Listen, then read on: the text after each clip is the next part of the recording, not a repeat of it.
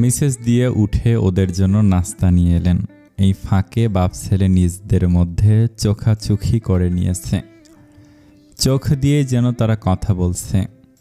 এবার মিস্টার জসিম গলা খাঁকারি দিয়ে আহিলের বাবার উদ্দেশ্যে বললেন, দেখুন ভাই সাহেব, নোহা আমার একমাত্র আদরের কন্যা। ওকে এত দ্রুত বিয়ে দিতে আমি চাই না। আপনারা যেহেতু বলেছেন, আমি বিষয়টা ভেবে দেখব, তবে এখনই ওকে বিয়ে দিতে চাচ্ছি না। আহিলের হাত রীতিমতো কাঁপছে, হার্টবিট প্রচণ্ড ফাস্ট চলছে। কেমন হাঁসফাঁস লাগছে। এখানে বাবা মাকে কতভাবে মানিয়ে যে এনেছে সেটা শুধু সে জানে। মিসেস হিয়া বান্ধবীকে দেওয়া কথার খেলাপ কিছুতেই করবেন না বলে পণ করেছিলেন, তবে ছেলের জেদের কাজে সে পণ টেকেনি। তবে এখানে আসার আগে স্পষ্ট ভাষায় বলেছেন, এদিক থেকে যদি অমত থাকে তবে উনি আর এক পাও বাড়াবেন না এদিকে।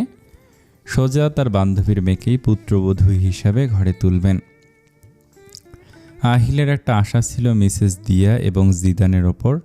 এই মুহূর্তে এসে সেই আশার প্রদীপ নিভু নিভু করছে। আহিলের বাবা অত্যন্ত নমনীয় কণ্ঠে বললেন, নোহা মা ছোট, তবে খুব ছোট না।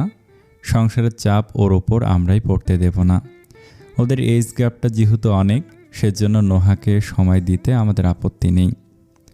আপনাদের মত থাকলে আপাতত চাচ্ছিলাম আকটটা করিয়ে রাখতে, পরে না হয় নিয়ে যাব অনুষ্ঠান করে। মিস্টার জসিম আবারও ভাবনায় পড়ে গেলেন। আহিল আসলেই ছেলে হিসেবে খারাপ না, তার ছেলের মতো এমন তেরাও না, বরং খুব ভালো একজন মানুষ। এমন ছেলের হাতে মেয়েকে তুলে দিতে আপত্তি থাকার কথা না। সমস্যাটা হলো ওদের বয়সের ব্যবধান। এবার মিসেস দিয়াও ভাবুক হলেন। কিছুক্ষণ ভেবে তিনি রান্নাঘরের দিকে গেলেন। চায়ের ট্রে হাতে ডাইনিং রুমে প্রবেশ করে আলতো করে স্বামীকে ডাকলেন। মিস্টার জসিম এগিয়ে আসতে চায়ের ট্রে ওনার হাতে তুলে দিতে দিতে জিজ্ঞেস করলেন, জিদু হওয়ার সময় আমার বয়স কত ছিল? মিস্টার জসিম একটু ভেবে বললেন, 17। 17 বছরে আমি এক বাচ্চার মা হতে পারলে তোমার মেয়ে কেন বিয়ে দিতে পারবে না? এমন তো না ওরা এখনই সংসার করার জন্য চাপ দিচ্ছে। আকটটা করিয়ে রাখো, বছরখানেক সময় নিক দুজন, এরপর না হয় অনুষ্ঠানের কথা ভাবা যাবে। এখনই তো তুলে নিচ্ছে না, সময় তো পড়েই আছে। আর আহু ছেলে হিসেবেও দারুণ, তবে তোমাদের মানতে এত সমস্যা হচ্ছে কেন?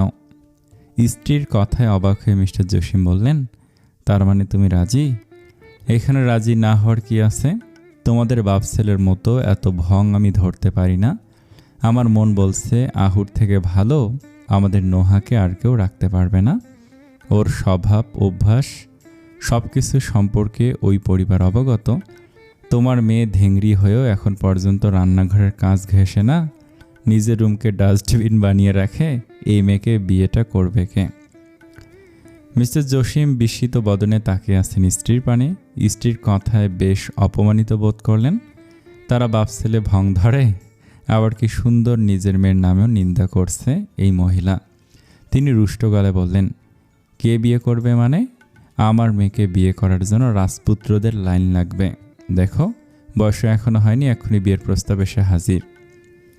আমি কি যার তার হাতে মেয়ে তুলে দেব নাকি? 10টা বেছে একজনকে সিলেক্ট করব? মিসেস দিয়া সে প্রসঙ্গ গেলেন না, জিজ্ঞাসা করলেন, আহু কখনো তোমার সাথে বেয়াদবি করেছে? মিস্টার জসিম থমথমে মুখশ্রীতে বললেন, না। দেখা হলে সালাম ছাড়া কথা শুরু করেছে? না। কোনো বাজে স্বভাব মানে তোমার সামনে স্মোক করেছে? না। কখনো মারপিট করতে দেখেছ? না। মেয়েদের অসম্মান করতে? না। নোহার দিকে বাজে দৃষ্টি দিতে? না। মেঘটিতে কোনো গুঞ্জন শুনেছে ওর নামে? না। মিসেস দিয়া এবার দীর্ঘশ্বাস ফেলে বললেন, তাহলে খারাপটা কোথায় ওর মধ্যে? মেয়েকে আজ নয়তো কাল বিয়ে তো দিতেই হবে। হাতের কাছে বিশ্বাসযোগ্য পাত্র থাকতে দূরে কেন খুঁজতে হবে? ওকে ছোট থেকে দেখে আসছো, ওর সম্পর্কে সব জানা আছে তোমার, আমার, আমাদের। তাহলে তোমার সমস্যাটা কোথায়? মিস্টার জসিম এবার গম্ভীর কণ্ঠে বললেন, তাহলে আকটটা করিয়ে ফেলতে বলছো? বলছি। নোহার মতামত ছাড়া আমি কোনো মত দিতে পারবো না। বেশ, তোমাকে ডাকো। আমিও চাচ্ছি না ওর মতামত ছাড়া কিছু হোক। ওর জীবন, ওর মতামতটাই সবচেয়ে বেশি গুরুত্বপূর্ণ। আচ্ছা, আমি তাহলে ওদের সাথে গিয়ে বসছি, তুমি নোহাকে ডাকো। বলে মিস্টার জসিম চলে গেলেন ডাইনিং রুম থেকে। মিসেস দিয়া একটা দীর্ঘশ্বাস ফেলে রোশনিকে ডাকলেন। এই যে তোতা পাখি, রান্নাঘরের কোণায় চুপটি করে দাঁড়িয়ে না থেকে এদিকে আসুন। মিসেস দিয়ার তলব পেতে রোশনি হুড়মুড় করে চলে এলো ওনার সামনে। মিসেস দিয়া এবার হেসে দিলেন। হাত দিয়ে রোশনির চশমাটা ঠিক করে দিতে দিতে বললেন, যা তো গিয়ে তোর ননদিনীকে শাড়ি টাড়ি পরিয়ে রেডি করে নিয়ে আয়। ওর আলমারির ডান পাশে দেখবি একটা লাল রঙা জামদানি রাখা, ওটা পরিয়ে আনবি। আর এখানে হওয়া কথোপকথন অথবা আহিলদের আসার ব্যাপারে কিছু ওকে বলবি না। রোশনি দাঁত বের করে হেসে বলল, ওকে। বলে ছুটে গেল দোতলায় নোহার রুমের দিকে। আধ ঘন্টা পর নোহাকে নিয়ে নিচে নেমে এলো রোশনি। লাল রঙা জামদানি শাড়িতে নোহার চেহারায় দুটি বৃদ্ধি পেল 3 গুণ। মেয়েটাকে কি সুন্দর বড় বড় লাগছে শাড়িটাতে। নোহা প্রশ্নের ওপর প্রশ্ন করে মাথা খারাপ করে দিচ্ছে রোশনির। সিঁড়ির কাছে দাঁড়িয়ে 100তম বারের মতো শুধালো, আরে ভাবিপু, বলো শাড়ি কেন পরালে? আমি এখনও গোসল করিনি তো, ছবি তোলার হলে বিকেলে তুলি। রোশনি এবার এক হাতে কপাল চাপড়িয়ে বলল, আমি জানতাম আমি শুধু বেশি কথা বলি। এখন দেখি আমার ননদিনী আমার থেকে 3 ডিগ্রি এগিয়ে।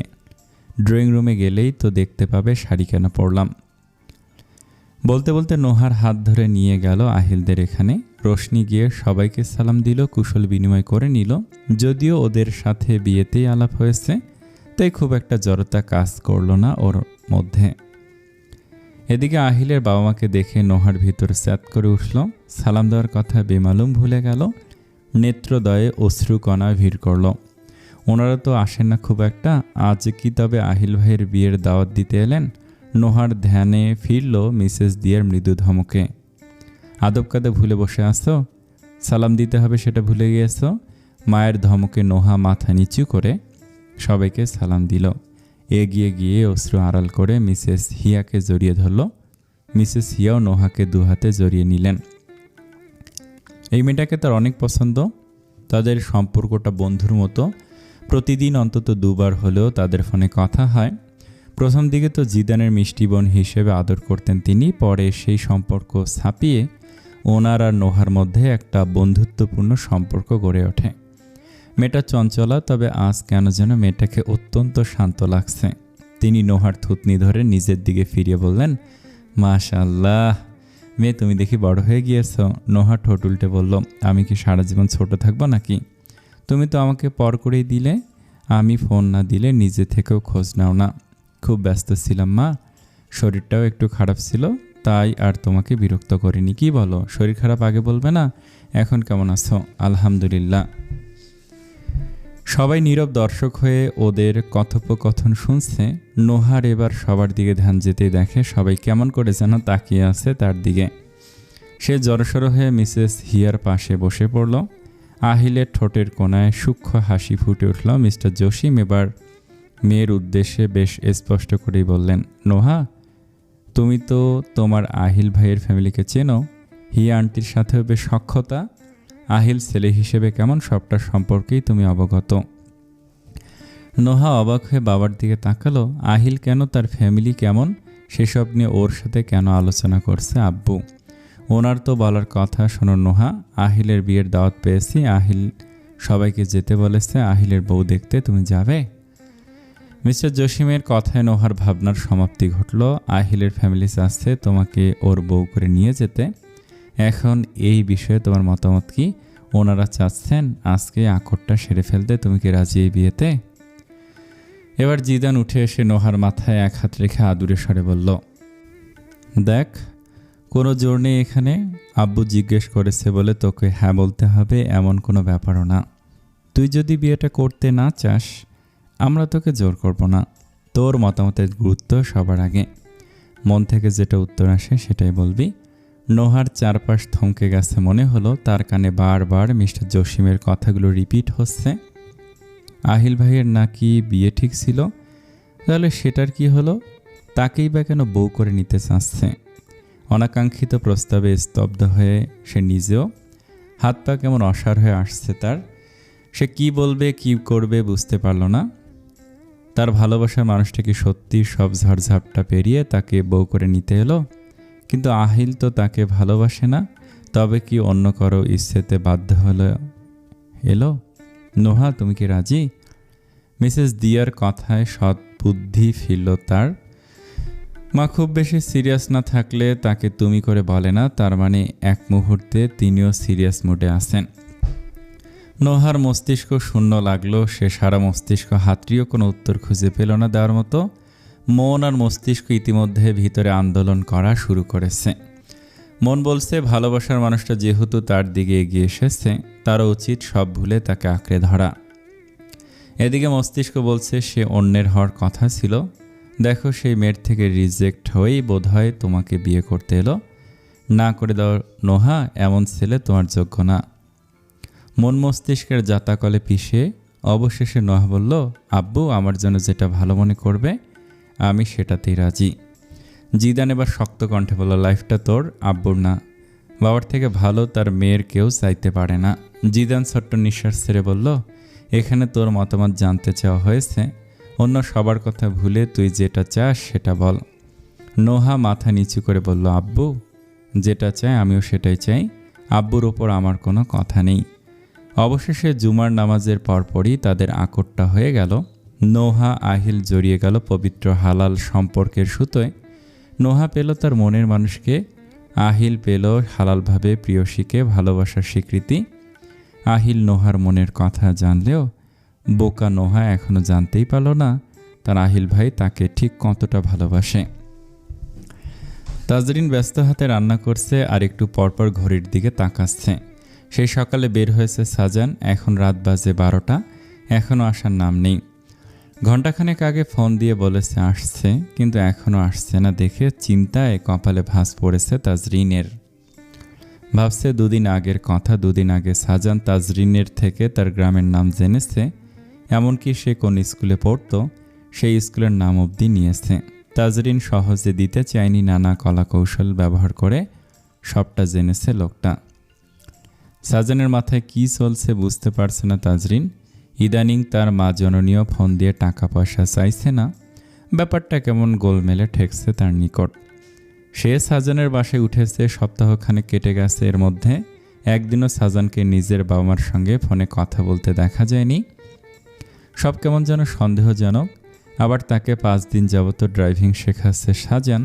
তাজরিন শিখতে না চাইলেও জোরপূর্বক শেখাচ্ছে। সব ভেবে তাজরিন শব্দ করে হাতের চামচটা বেসিনের ওপর রাখল।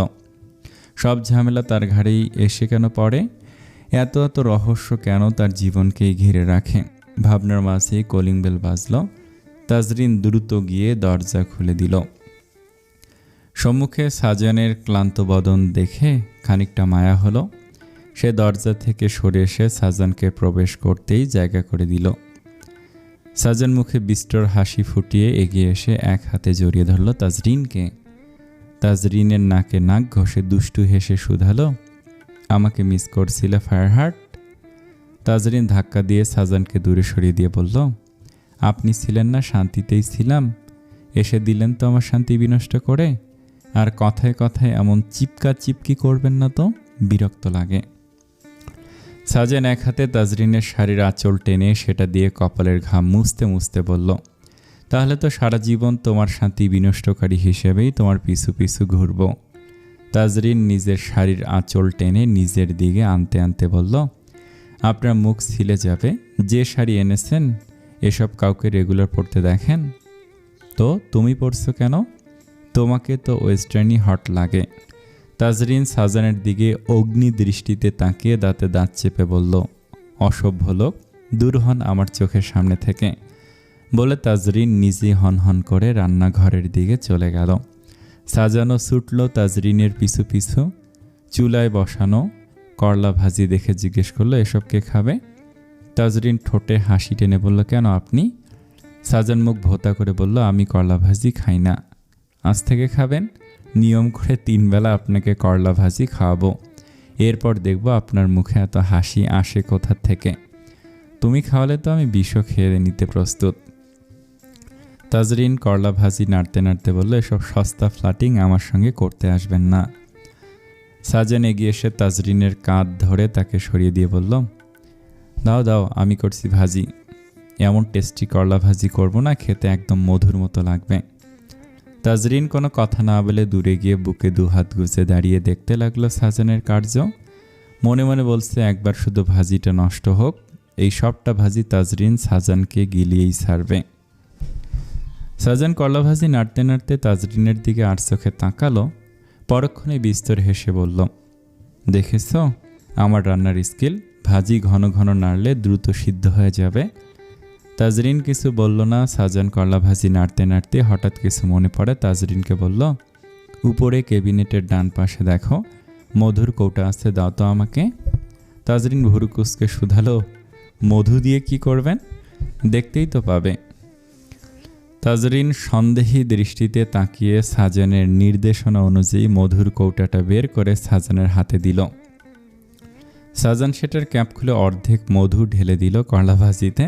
তারপর নাড়তে নাড়তে বিশ্বজয়ের হাসি দিয়ে বলল, দেখেছ, এই সামান্য আইডিয়াটা কারোর মাথায় আসেনি। করলা ভাজিতে মধু দিলে যে তিতা কেটে যাবে এটা কেউই বুঝল না। তাজরিন চোখ বড় বড় করে তাকালো সাজানের দিকে। দ্রুত এসে সাজানকে টেনে সরিয়ে দিয়ে ধমকে জিজ্ঞেস করলো, এটা কি করলেন? তারপর রাগে গজ গজ করতে করতে গ্যাস অফ করে দিয়ে বলল, এবার এই করলা ভাজি দিয়েই আপনি ভাত খাবেন, আর কিচ্ছু পাবেন না।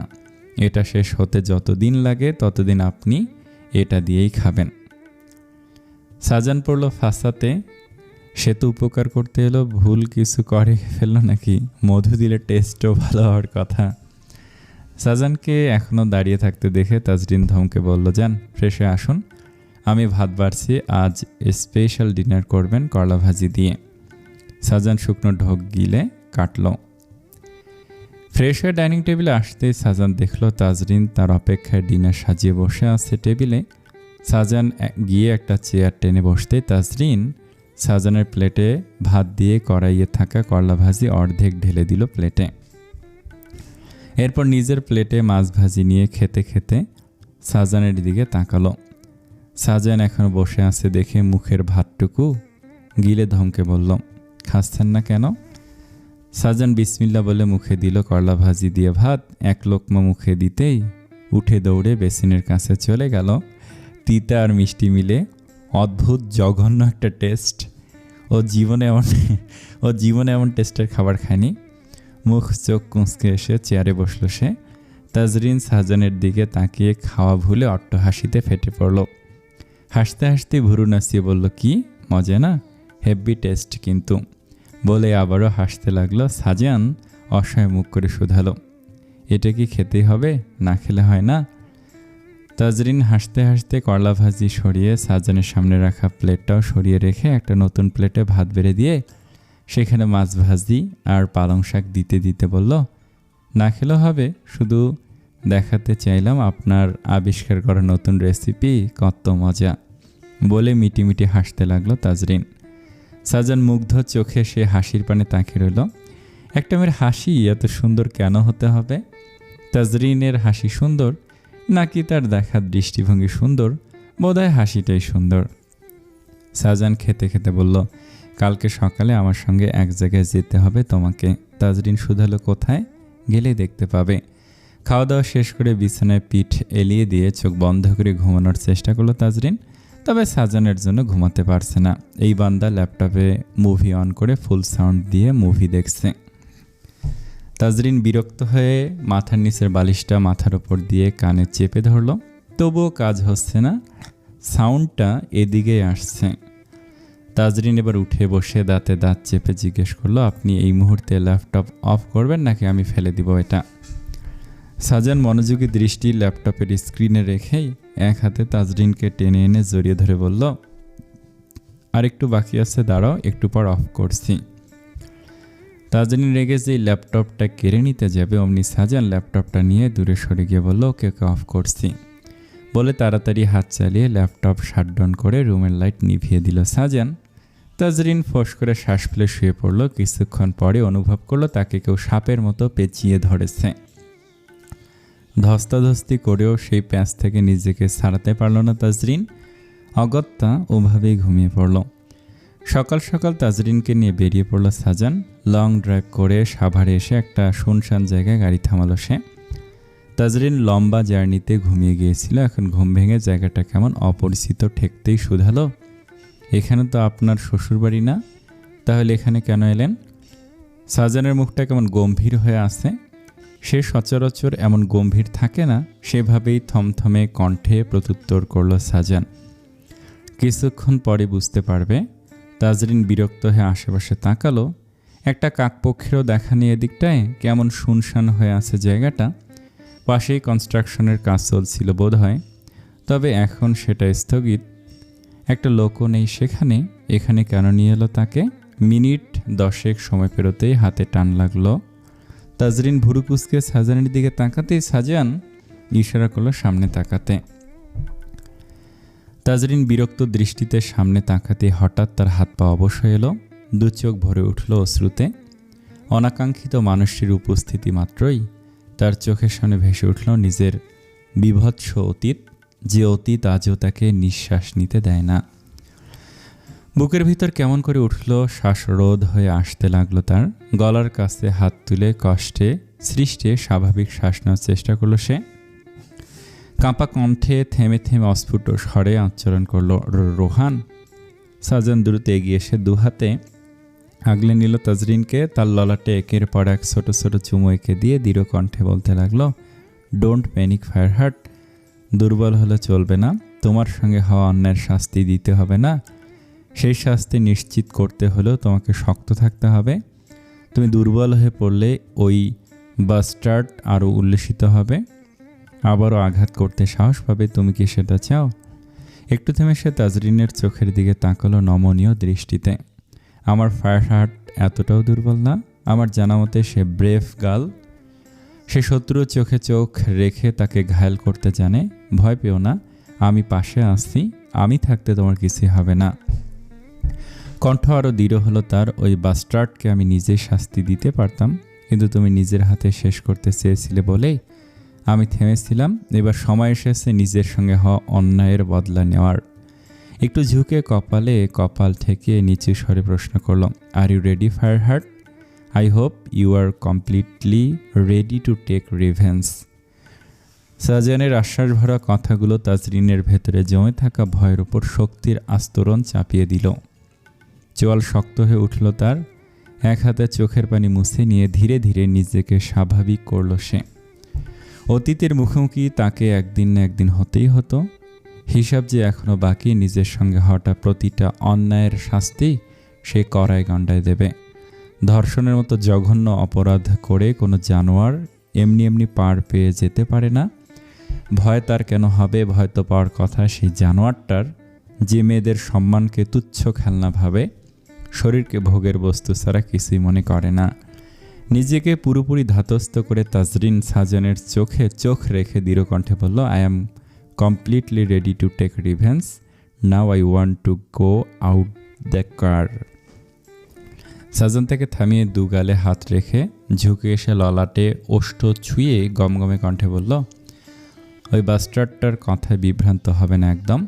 আমার সামনে কান্না করেছে, সহ্য করে নিয়েছি। ওই পারভার্ডের সামনে এক ফোঁটা চোখের পানি ফেললে আমি তোমাকে এখানেই ফেলে চলে যাব, আই শিওর।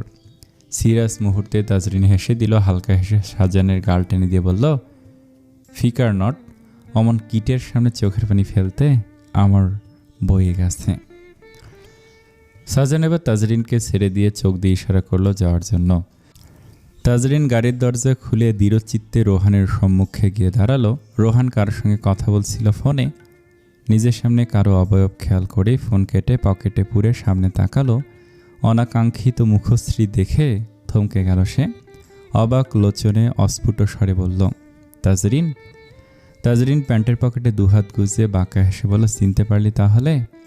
আমি তো ভেবেছিলাম মেয়েদের টিস্যুর মতো ইউজ করে ছুঁড়ে ফেলে দিয়ে তাদের ভুলে যাস। রোহান অবাক হয়ে দেখল সামনের মেয়েটাকে। কত পরিবর্তন এসেছে মেয়েটার। আগের থেকে বেশ বদলে গিয়েছে মেয়েটা।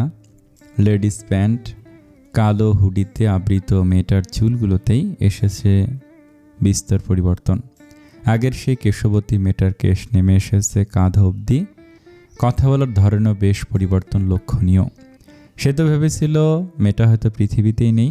এমনটাই তো হওয়ার কথা। অজপাড়া গায়ের ভীতু মেয়েটা অমন একটা ঘটনার সম্মুখীন হওয়ার পর বেঁচে থাকারই তো কথা নয়। তাজরিন 2 কদম এগিয়ে এসে শুধালো, কি ভেবেছিলি মরে গেছি? পার পেয়ে গেছিস? অবাক হচ্ছিস এখনো বেঁচে আছি দেখে? রোহান এবার বাঁকা হেসে বলল, বেঁচে আছো দেখে খুশি হলাম। একটু ভেবে সে জিজ্ঞেস করলো, তাহলে তুমি কি সেই ব্ল্যাকমেইলার? আমাকে এখানে আসতে কি তুমি বলেছ? আবার ছোট ছোট করে তাজরিনের পা থেকে মাথা অবধি পর্যবেক্ষণ করে বলল, যাই হোক, আগের থেকে অনেক হট হয়ে গেছো দেখা যাচ্ছে। তুমি চাইলে আমরা কিন্তু আবার রিলেশনে যেতেই পারি। তাজরিন ক্ষুব্ধ হয়ে এগিয়ে এসে রোহানের 2 পায়ের মাঝে জোরে সরে লাথি বসালো। পায়ে সিনিকার্স থাকা লাথিটা বেশ জোরে সরে লাগলো। রোহান ব্যথায় চোখ মুখ কুঁচকে দূরে সরে গেল। হঠাৎ এহেন আক্রমণের জন্য প্রস্তুত ছিল না সে। তাছাড়া তাজরিনের মতো একটা মেয়ে এভাবে আক্রমণ করতে পারে সেটা সে কল্পনাতেও আনতে পারেনি। সে ক্ষুব্ধ হয়ে তাকালো তাজরিনের দিকে। ব্যথা ভুলে গিয়ে এসে তাজরিনের 2 হাত মুচড়ে ধরে গালি দিয়ে বলল, শালি, সময়ের সঙ্গে তেজও দেখি বেড়ে গিয়েছে, আয় তোর তেজ কমিয়ে দেই। ঘৃণায় গা রিরি করে উঠল তাজরিনের। পা পিছনের দিকে নিয়ে পুনরায় লাথি বসালো আগের জায়গাতেই। এবার সিটকে দূরে সরে গেল রোহান। ব্যথায় প্রাণ ওষ্ঠাগত হওয়ার জোগাড়। এইটুকু মেয়ের এত তেজ কোথা থেকে এলো? এত স্পর্ধা বা হলো কি করে যে তাকে আক্রমণ করে? পাশে কনস্ট্রাকশনের কাজ চলছিল। তাজরিন ওদিকে গিয়ে একটা বড় সড়ো ইট নিয়ে এসে ছুঁড়ে মারল রোহানের কপাল বরাবর। ব্যথায় মাটিতে বসে পড়ল রোহান। কপাল ফেটে রক্ত বের হচ্ছে তার। একটা মেয়ের কাছে এভাবে মার খেতে হচ্ছে, ব্যাপারটা তার আতে লাগলো খুব। কোনো রকমে উঠে এসে তাজরিনকে স্পর্শ করতে নিলেই তাজরিন সপাটে চর বসালো রোহানের গাল বরাবর। পা থেকে জুতো খুলে এলো পাথারি মারতে লাগলো রোহানকে। নিজেকে রক্ষা করার জন্য এবার রোহান তাজরিনকে লাথি দিতে নিল। তবে তার আগেই তার বাড়িয়ে দেওয়া পা ধরে কেউ মুচড়ে দিল। রোহান ব্যথায় চোখ মুখ কুঁচকে নিচে পড়ে গেল। চোখ খুলে তাকিয়ে দেখার চেষ্টা করলো আক্রমণকারী ব্যক্তিকে। নিজের সম্মুখে তাজরিনের পরিবর্তে একজন সুদর্শন যুবককে দেখে সে চিৎকার করে গালি দিল, শালা বাঞ্চ, আমার গায়ে হাত তুললি কেন? শাহজাহান সেদিকে পাত্তা না দিয়ে তাজরিনকে দৃঢ় কণ্ঠে আদেশ করলো, চুপচাপ গাড়িতে গিয়ে বসো, বাকিটা আমি দেখছি। আশ্চর্যজনকভাবে তাজরিন বিনা বাক্য মেনে নিল শাহজাহানের আদেশ। একটু এগিয়ে গিয়ে রোহানের দিকে ঝুঁকে রোহানের মুখ বরাবর থুতু দিল সে। এরপর হনহন করে গিয়ে গাড়িতে বসে পড়ল। শাহজাহান গিয়ে গাড়ির ডিকি খুলে সেখান থেকে কনস্টেপ বের করে দড়ি নিয়ে এলো। রোহান ততক্ষণে উঠে দাঁড়িয়েছে। পকেট থেকে ফোন বের করতে উদ্যত হলো সে। শাহজাহান এসে রোহানের বুক বরাবর লাথি দিল, ফলে হাতের ফোন ছিটকে পড়ে গেল নিচে। রোহানও দূরে গিয়ে পড়ল। শাহজাহান এগিয়ে গিয়ে রোহানের হাত পা দড়ি দিয়ে বাঁধতে বাঁধতে বলল, আমার চাঁদের গায়ে কলঙ্ক লাগিয়েছিস তুই, আর তোকে আমি এত সহজে ছেড়ে দিব? রোহান নিজের বিপদ বুঝে হাত মোচড়াতে লাগলো। মিনতি করে বলল, আমাকে ছেড়ে দে, আমার ভুল হয়ে গেছে, কসম, আর কোনো দিন কোনো মেয়ের কোনো ক্ষতি করব না। শাহজাহান ডেভিল স্মাইল দিয়ে বলল, ক্ষতি করার জন্য বেঁচে থাকতে হবে তো, বেঁচে যদি না থাকিস ক্ষতিটা করবি কিভাবে? রোহানের ভেতর ধক করে উঠল। মৃত্যু ভয় কেঁপে উঠল সে। অনেক ধস্তাধস্তি করে নিজেকে ছাড়াতে পারল না। শাহজাহান তার থেকে শক্তিশালী, রুষ্টপুষ্ট, সে হ্যাংলা পাতলা মানুষ। পেরে উঠল না সম্মুখে বসা লোকটার সঙ্গে। হাত পা বাঁধা শেষ হলে মুখে স্কচ টেপ লাগিয়ে দিল শাহজাহান।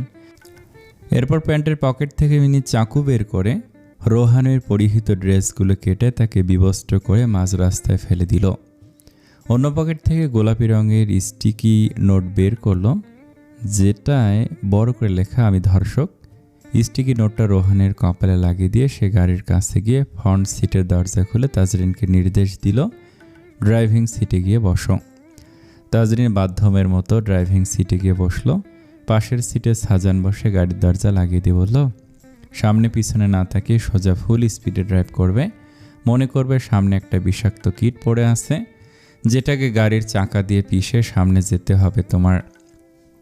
মেন রুটে উঠে বা পাশের মোড়ে গাড়ি ঢুকিয়ে থামবে, এরপর আমি ড্রাইভ করব। তাজরিন বাধ্যমের মতো মাথা নেড়ে সায় দিল। বুঝতে পারল শাহজাহান কী করতে চাইছে। মনের ভিতর অদ্ভুত শান্তি লাগলো তার। সে সামনে পিছনে না তাকিয়ে চোখ মুখ শক্ত করে শাহজাহানের কথা মতো ফুল স্পিডে গাড়ি ছাড়লো। গাড়ির চাকা দিয়ে পিষে গেল একটা জানোয়ারকে, নিজের অতীতকে, নিজের ভয়কে, নিজের ভিতর জমে থাকা বিষাদগুলোকে। কথাগুলো নির্দিষ্ট স্থানে এসে দুজনের সিট বদলালো। কথা মতো সাজান গিয়ে ড্রাইভিং সিটে বসলো। গাড়ি স্টার্ট দেওয়ার আগে তাজরিন এগিয়ে এসে দু হাতে সাজানের গলা জড়িয়ে ধরল, কাঁধে মাথা রেখে নরম কণ্ঠে বলল, আপনাকে অনেক অনেক ধন্যবাদ। আপনি পাশে না থাকলে নিজের ভেতরের ভয়টা কাটাতে পারতাম না। নিজের সঙ্গে হওয়া অন্যায়ের শাস্তি এত দ্রুত দিতে সাহস জুটত না। এই সাহস পেতে হয়তো আরও এক যুগ লেগে যেত। এভাবে পাশে থাকার জন্য সত্যি ধন্যবাদ। সাজান এক হাতে তাজরিনকে আগলে নিয়ে অন্য হাতে স্টিয়ারিং ধরল। গাড়ির স্টিয়ারিং ঘোরাতে ঘোরাতে বলল, যেদিন থেকে তুমি আমার হয়েছ সেদিন থেকেই তোমার দুঃখ, কষ্ট, প্রতিশোধ, কলঙ্ক সবটা আমার হয়ে গেছে। তাই অন্যায়কারী শাস্তি নিশ্চিত করার দায়িত্ব আমার ছিল। আমার চাঁদের গায়ে যে কলঙ্ক লেপেছিল তাকে নিশ্চিহ্ন হতে দেখে আমি আত্মিক শান্তি পেয়েছি। এই শান্তির জন্য আমাকে কতটা পথ পাড়ি দিতে হয়েছে তা তুমি কল্পনা করতে পারবে না।